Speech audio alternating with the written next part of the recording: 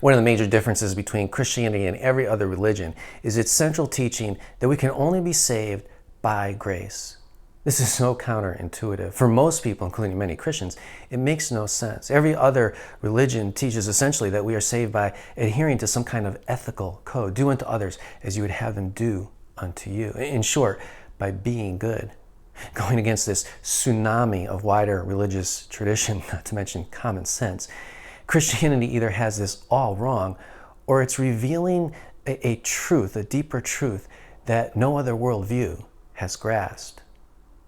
The parable of the prodigal son was Jesus' premier teaching about grace. In it, he talks about a father who clearly represents God, who has two sons. His younger son comes to him one day and demands his share of the inheritance while his father is still alive. In other words, he's saying to his father, "You're dead in my eyes." Astonishingly, his father gives him his inheritance, up to half his father's wealth. Whereupon this younger son quickly gets as far away as he possibly can from his father and then squanders all that money on prostitutes and immoral living. Forced to eat the scraps that the pigs refuse to eat, this younger son decides to take the chance on returning home, hoping against hope that his father will accept him as one of his hired hands. Coming across the distant horizon, as he approaches the distant horizon, his father catches sight of him. Obviously, his father's been waiting and watching for his son, hoping against hope that one day he might just return to him.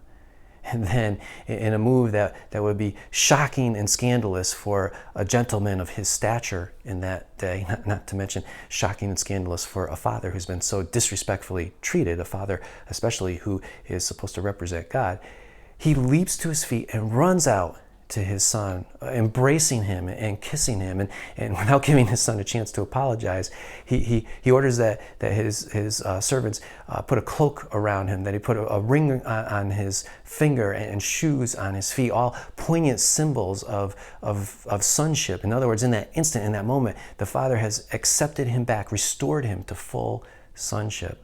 Then the father orders that the fatted calf be killed. The fatted calf was saved for only the most special of occasions, but it needs to be eaten now so that they can celebrate this son's return.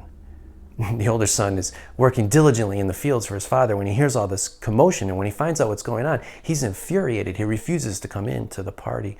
So his father goes out to him, pleading with him to join the celebration. But this older son protests, saying to his father, "All these years I've been working by your side, faithfully, diligently working in your fields, and you have yet to give me so much as a kid goat to celebrate with my friends." As a kid, I hated this parable. It's so unfair. It makes no sense. The older son is the one who was doing all the right things. He was the obedient one. He gets such a raw deal. If anybody deserved the fatted calf, it's him. He earned it. This younger son didn't even deserve to be taken back as a hired hand. He had his chance, and he blew it. What took me many years to figure out is that this is exactly the reaction Jesus intended by telling this parable. He wanted to shock us out of our demand for fairness, for getting what we deserve, so that we could go deeper and see the unconditional love of the Father, of God. See, that's the key to this parable and to life. The younger son had outright rejected his father, but the older son was just as far off. He had no real relationship with his father because he approached it more as a commercial transaction. Be good and then get what you deserve.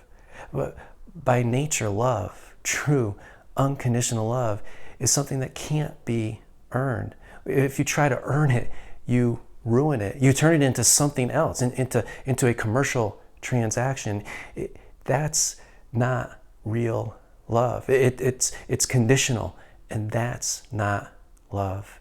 By nature, love can only be something that is received as a sheer gift, the way the younger son experienced when he finally returned home. In other words, it can only be received by grace. Heaven, eternity, is ultimately all about being in communion with God, intimately connected to His love throughout all eternity. And that's the problem with every other approach to God. It makes God into a means to an end. Trying to earn our way into heaven, to somehow get what we deserve, ruins the opportunity to accept and know God's love. Counterintuitive as it may seem, grace is the only way that we can have a real relationship with God.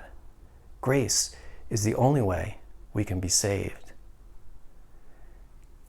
So what do you think of the parable of the prodigal son? I'd love to hear what you think. You can go to the Contact EJ page of the Raising Jesus website and leave your comments there.